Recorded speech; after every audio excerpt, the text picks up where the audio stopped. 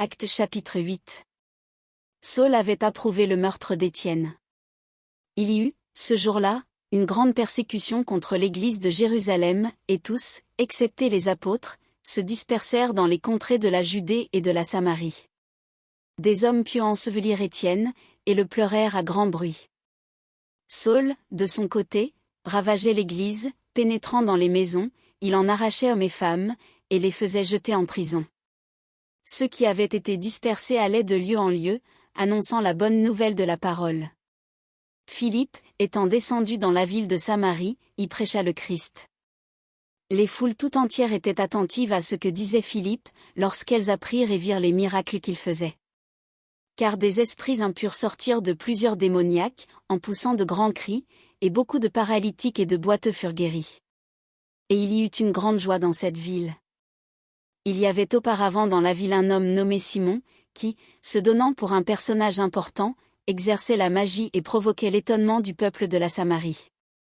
Tous, depuis le plus petit jusqu'au plus grand, l'écoutaient attentivement, et disaient, « Celui-ci est la puissance de Dieu, celle qui s'appelle la Grande. » Ils l'écoutaient attentivement, parce qu'il les avait longtemps étonnés par ses actes chapitres de magie.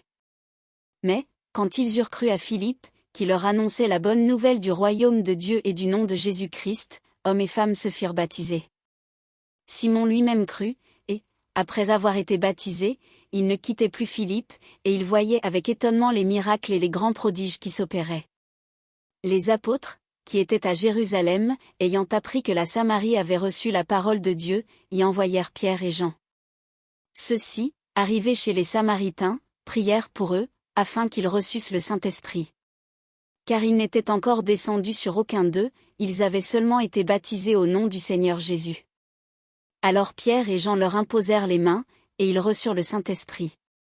Lorsque Simon vit que le Saint-Esprit était donné par l'imposition des mains des apôtres, il leur offrit de l'argent, en disant, « Accordez-moi aussi ce pouvoir, afin que celui à qui j'imposerai les mains reçoive le Saint-Esprit. » Mais Pierre lui dit, « Que ton argent périsse avec toi, puisque tu as cru que le don de Dieu s'acquérait à prix d'argent.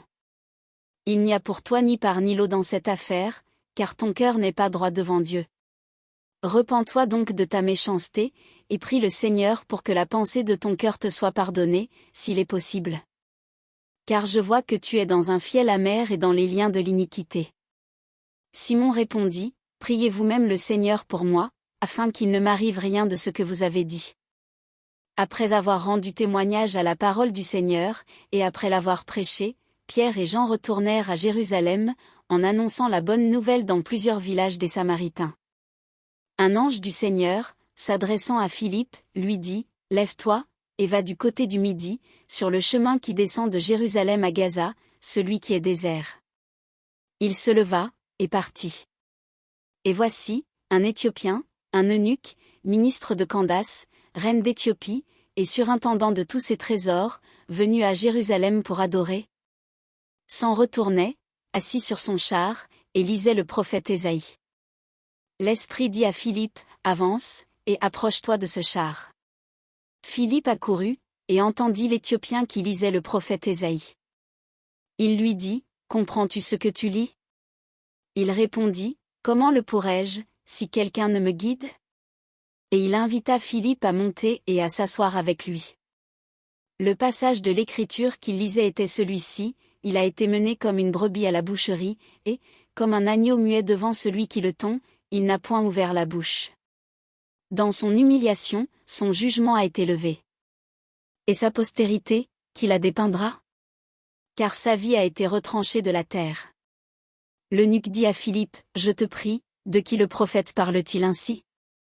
Est-ce de lui-même, ou de quelque autre ?» Alors Philippe, ouvrant la bouche et commençant par ce passage, lui annonça la bonne nouvelle de Jésus. Comme ils continuaient leur chemin, ils rencontrèrent de l'eau. Et l'eunuque dit, « Voici de l'eau, qu'est-ce qui empêche que je ne sois baptisé ?» Philippe dit, « Si tu crois de tout ton cœur, cela est possible. » L'eunuque répondit, « Je crois que Jésus-Christ est le Fils de Dieu. » Il fit arrêter le char, Philippe et l'eunuque descendirent tous deux dans l'eau, et Philippe baptisa l'eunuque. Quand ils furent sortis de l'eau, l'Esprit du Seigneur enleva Philippe, et l'eunuque ne le vit plus. Tandis que, joyeux, il poursuivait sa route.